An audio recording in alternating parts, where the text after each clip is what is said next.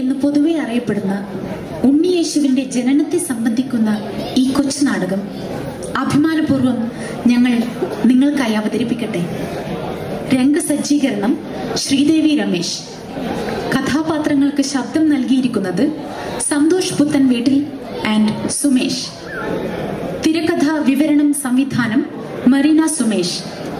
നിങ്ങളുടെ മുഴുവൻ ശ്രദ്ധയും ക്ഷണിച്ചുകൊണ്ട് ഞങ്ങൾ ആരംഭിക്കട്ടെ. ഏകദേശം 2 സഹസ്രാബ്ദങ്ങൾക്കപ്പുറത്ത് ഗലീല ദേശത്തെ നസ്രീത്ത് എന്ന പട്ടണത്തിൽ ശാലീനയും അത്യന്തം ദൈവഭക്തിയുള്ളവളുമായ മേരി എന്ന യുവതി ജീവിച്ചിരുന്നു. ആ പട്ടണത്തിൽ തന്നെ മരപ്പണി ചെയ്ത് ജീവിച്ചിരുന്ന ജോസഫ് എന്ന യുവാവുമായി മേരിയുടെ വിവാഹം നിശ്ചയിച്ചു. ഒരു ദിവസം മേരി പ്രാർത്ഥനയിൽ മുഴുകിയിരിക്കുമ്പോൾ ഒരു ദൈവദൂതൻ അവിടെ പ്രത്യക്ഷപ്പെട്ടു.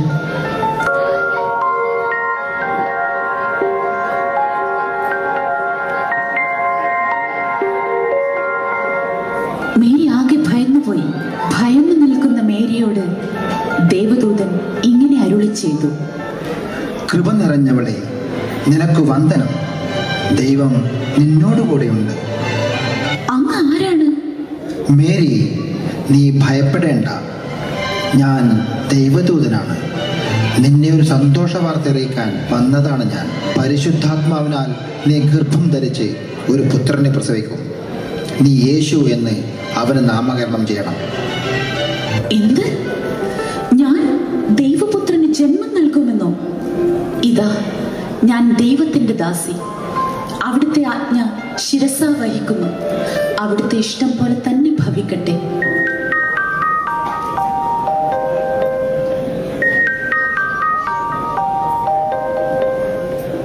അന്ന് രാത്രി തന്നെ ദേവദൂതൻ ജോസഫിന്റെ സ്വപ്നത്തിലും പ്രത്യക്ഷനായി. മേരി ദൈവപുത്രനെ പ്രസവിക്കുമെന്ന് ജോസഫിനെ അറിയിച്ചു. താമസിയാതെ തന്നെ മേരിയുടെയും ജോസഫിന്റെയും വിവാഹം കഴിഞ്ഞു.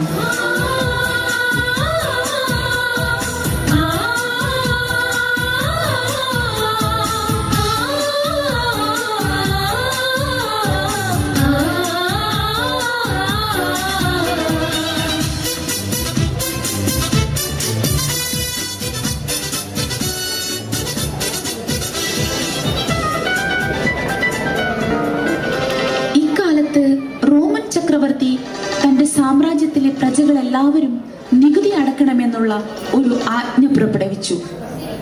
അതനുസരിച്ച് മറ്റു ദേശങ്ങളിൽ ജോലി ചെയ്തിരുന്നവരൊക്കെ സ്വന്തം ദേശത്തേക്ക് എത്തിച്ചേരേണ്ടതായി വന്നു. ജോസഫ് നിറഗർഭിണിയായ മേരിയെയും കൂട്ടി തന്റെ ജന്മദേശമായ ബത്ലഹേമിലേക്ക് യാത്ര തിരിച്ചു.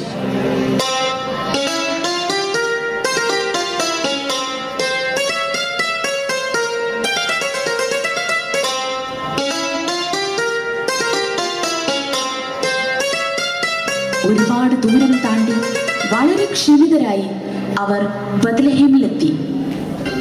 പക്ഷേ നികുതി അടക്കാനായി പല ദേശങ്ങളിൽ നിന്നെത്തിയ ഒരു വലിയ ജനക്കൂട്ടം ഉണ്ടായിരുന്നതുകൊണ്ട് അവർക്ക് താമസിക്കാൻ ഒരിടം കിട്ടിയില്ല. ഒടുവിൽ ഒരു സത്രം നടത്തിപ്പുകാരൻ തന്റെ കാലിത്തൊഴുത്തിൽ ഒരു രാത്രി തങ്ങാൻ അവർക്കിടം കൊടുത്തു.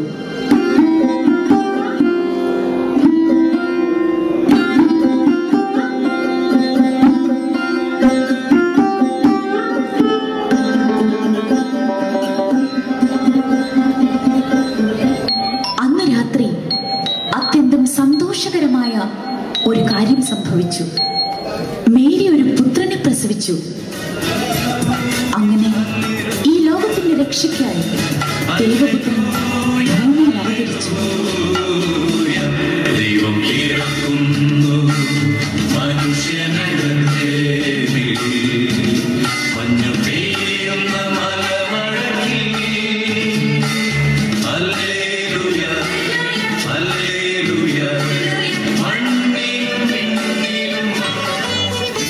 ജോസഫിനോടായി പറഞ്ഞു: നമുക്ക് നമ്മുടെ പുത്രനെ യേശു എന്ന് വിളിക്കാം. അവർ കുഞ്ഞിനെ മാറോടണച്ച് തന്റെ അടുത്തുണ്ടായിരുന്ന ശീലകളിൽ പൊതിഞ്ഞ് ഒരു പുൽത്തൊട്ടിയിൽ കിടത്തി. സന്തോഷ വാർത്ത ലോകത്തെ അറിയിക്കാൻ മാലാഖമാർ സ്വർഗത്തിൽ നിന്നും ഭൂമിയിലേക്ക് വന്നു.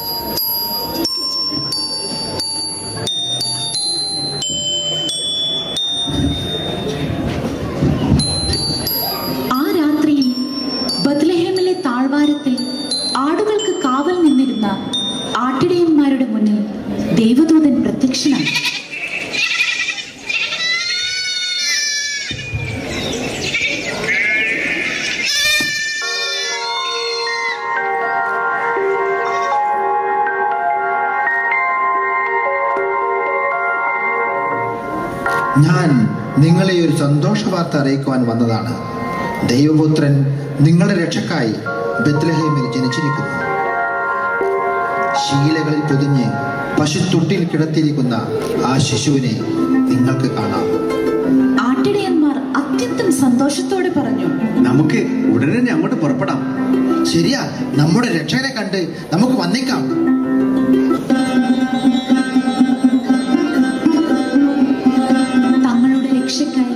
ഭൂമിയിൽ അവതരിച്ച അവരുടെ രക്ഷകനെ കാണാൻ അവർ യാത്രയായി. ഈ സമയം ബത്ലഹേമിന്റെ മറ്റൊരു ഭാഗത്ത് നക്ഷത്രങ്ങളെക്കുറിച്ച് പഠിച്ചുകൊണ്ടിരുന്ന പണ്ഡിതന്മാർ ആകാശത്തൊരു ദിവ്യ നക്ഷത്രത്തെ കണ്ട് ആശ്ചര്യപ്പെട്ടു.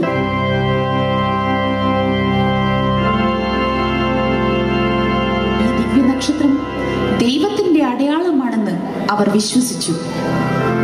അവർ പറഞ്ഞു, പുതിയ രാജാവ് ജന്മമെടുക്കുമ്പോൾ വളരെ ശോഭയുള്ള ഒരു പുതിയ നക്ഷത്രം ആകാശത്തെ കിഴക്ക് ഭാഗത്ത് പ്രകടമാവും എന്നല്ലേ പൊതുവെ പറയുന്നത്. നമ്മൾ ആ നക്ഷത്രത്തെ അനുഗമിച്ചാൽ അത് നമ്മെ പുതിയ രാജാവിന്റെ അടുത്തേക്ക് നയിക്കുകയും ചെയ്യും. അവർ ആ ദിവ്യ നക്ഷത്രത്തെ പിന്തുടർന്ന് യാത്ര ആരംഭിച്ചു.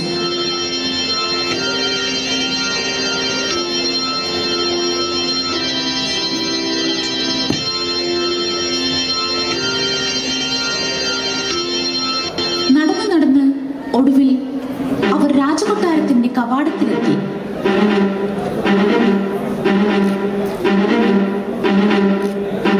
നമുക്ക് കൊട്ടാരത്തിൽ പോയി രാജാവിന് മുഖം കാണിക്കാം. രാജകുമാരൻ അവിടെ ജനിച്ചിട്ടുണ്ടാകും. കാവൽ ഭടന്മാരുടെ അനുമതി നേടി രാജാവിന് മുഖം കാണിക്കാനെത്തി. രാജാവിനെ വണങ്ങിക്കൊണ്ട് അവർ പറഞ്ഞു, രാജൻ, ഞങ്ങൾ പുതിയ രാജാവിനെ സന്ദർശിക്കാൻ വന്നതാണ്. പുതിയ രാജാവോ? നിങ്ങൾ എങ്ങനെ അറിഞ്ഞു ഇക്കാര്യം? രാജൻ, ഞങ്ങൾ ആകാശത്ത് വളരെ പ്രഭയേറിയ ഒരു നക്ഷത്രത്തെ കണ്ടു. അതിനെ അനുഗമിച്ചാൽ അത് നമ്മെ പുതിയ രാജാവിന്റെ അടുക്കലേക്ക് നയിക്കുമെന്നും ഞങ്ങൾക്കറിയാമായിരുന്നു. അതുകൊണ്ട് രാജകുമാരനെ കണ്ട് ഒന്ന് വണങ്ങാൻ വന്നതാണ്. ഇവിടെ വേറൊരു രാജാവുമില്ല. ഞാൻ മാത്രമാണ് ഇവിടുത്തെ രാജാവ്.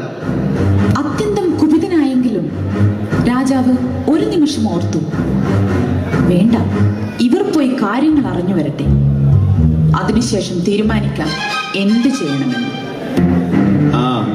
നിങ്ങളൊരു കാര്യം ചെയ്യേ, നക്ഷത്രത്തെ വീണ്ടും അനുഗമിച്ച് ആ പുതിയ രാജാവിനെ അന്വേഷിച്ചു കണ്ടെത്തൂ. വിവരം എന്നെ അറിയിക്കണം. അങ്ങനെ ആവട്ടെ രാജൻ. അങ്ങനെ പണ്ഡിതന്മാർ വീണ്ടും ദിവ്യ നക്ഷത്രത്തെ പിന്തുടർന്ന് യാത്ര ആരംഭിച്ചു.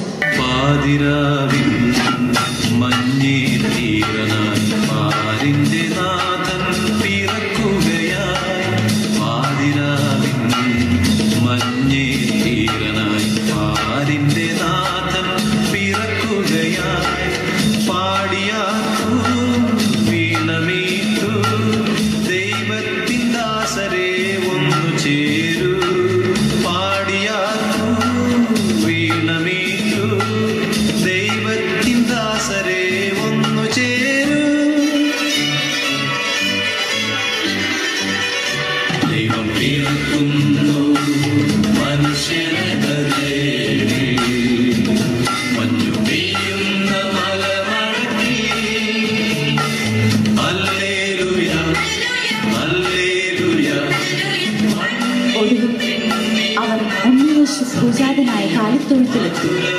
കാഴ്ചദ്രവ്യങ്ങളും മറ്റും കാണിക്കയായി സമർപ്പിച്ച് അവർ ഉണ്ണിയേശുവിനെ വണങ്ങി. തിരിച്ച് കൊട്ടാരത്തിൽ പോകരുതെന്ന് ദേവദൂതൻ പണ്ഡിതന്മാരോട് അരുൾ ചെയ്തു. അതനുസരിച്ച് അവർ കൊട്ടാരത്തിലേക്ക് തിരിച്ചു പോയേയില്ല.